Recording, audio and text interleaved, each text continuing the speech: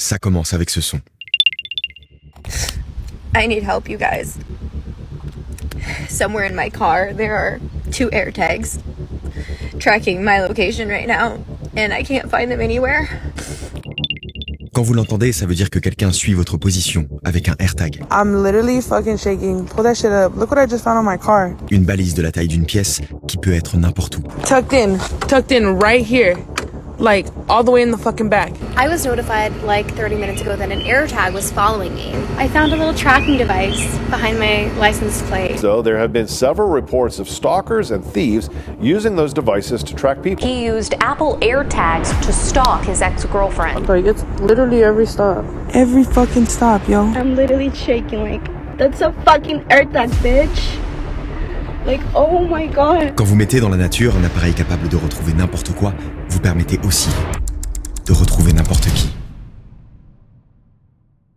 Cette vidéo est en collaboration avec Odoo. Odoo, c'est un logiciel de gestion tout en un qui offre aux entrepreneurs une gamme d'applications pour simplifier la gestion quotidienne de leur entreprise. La facturation, la comptabilité, la signature de documents officiels ou encore la création de votre site e-commerce sans aucune compétence technique en seulement 4 étapes. Ajoutez vos produits, leur nom, leur prix et personnalisez chaque bloc du site avec de simples glisser-déposer. Vous pouvez ajouter du texte, des images, des vidéos, des animations. Il ne vous reste plus qu'à renseigner les fournisseurs de paiement et méthodes de livraison et vous êtes déjà prêt à faire vos premières ventes. Lancez votre boutique en ligne est gratuit avec Odoo car la première application est offerte à vie avec l'hébergement et le support inclus en illimité. Avec e-commerce, les applications site web et facturation sont automatiquement installées gratuitement. Et Odoo suit votre évolution, vous passerez à un plan payant seulement si vous souhaitez utiliser d'autres applications parmi les 45 proposées par Odoo. Le lien pour créer votre site e-commerce est en description. Merci à Odoo de soutenir cette vidéo. Bon, un AirTag, c'est une petite balise que vous attachez à vos clés pour les localiser et c'est giga pratique. Si vous savez plus où vous les avez mises, une flèche sur votre iPhone vous guide jusqu'à elles et vous pouvez les faire sonner.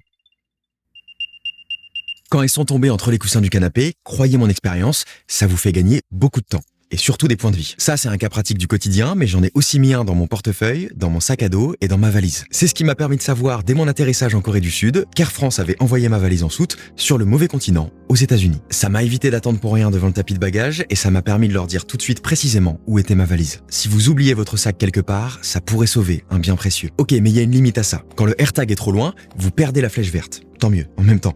Mais la localisation que vous voyez, elle est pas en temps réel. En fait, il n'y a pas de GPS dans un AirTag. Il est même pas connecté à Internet. Ce qu'il fait, c'est qu'il envoie un signal Bluetooth à tous les appareils Apple qui l'entourent, dans un rayon de 100 mètres maximum, et ce sont ces iPhones, iPad ou Mac qui envoient la position de la balise au serveur. Donc ce que vous voyez sur la map, c'est pas la position en temps réel, mais la dernière localisation captée. Mais la force de ce système, c'est qu'il y a plus d'1 milliard d'iPhones dans le monde. Donc la plupart du temps, cette position est exacte. Chaque jour, sans le savoir, vous permettez probablement de localiser des AirTags, donc des objets ou des gens. Parce que très vite, le public a commencé à contourner l'usage du AirTag, notamment les parents.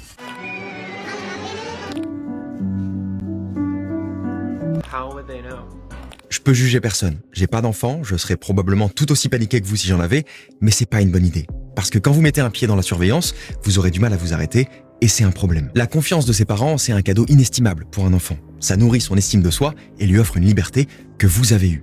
Si vous lui retirez, il peut se sentir coupable de quelque chose ou jugé, au point de ne plus expérimenter la vie comme il le ferait si vous ne regardiez pas. Un enfant qui est traqué va s'habituer à ce contrôle, ressentir de la frustration, de l'anxiété et perdre son autonomie au point de compromettre sa capacité à grandir. Savoir qu'on est potentiellement observé crée un climat anxiogène dans lequel il est difficile de vivre. Maintenant, imaginez que vous l'êtes par un inconnu. Does anybody know how to find them? I'd really appreciate it.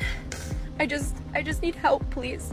Un AirTag, ça coûte 40 €. C'est facile à utiliser et vous pouvez le glisser n'importe où. Il y a même plein d'accessoires pour le cacher dans une petite boîte, dans le phare d'un vélo ou dans la semelle d'une chaussure. Au Canada, une police locale a enquêté sur plusieurs incidents dans lesquels des voleurs avaient placé des AirTags sur des voitures haut de gamme afin de les localiser pour les voler plus tard. Mais comme souvent dans les cas de détournement de technologie, les personnes qui en subissent le plus les conséquences, ce sont les femmes. Basically, I was at the bar and I was waiting on someone. Alone, had my coat on the chair behind me. It was crowded, lots of people. And stupidly, I was walking home alone. And once I was already on my walk home, halfway home, I got a notification that was like, someone's tracking you and has been for a while. So I freaked out, obviously. It was the scariest moment ever. And I just want everyone to be aware that this exists. Cette notification qu'il a alertée, c'est une mesure de sécurité d'Apple. En gros, quand le AirTag est séparé de son propriétaire pendant longtemps et qu'il semble suivre quelqu'un, il va faire deux choses. D'abord, il émet ce son.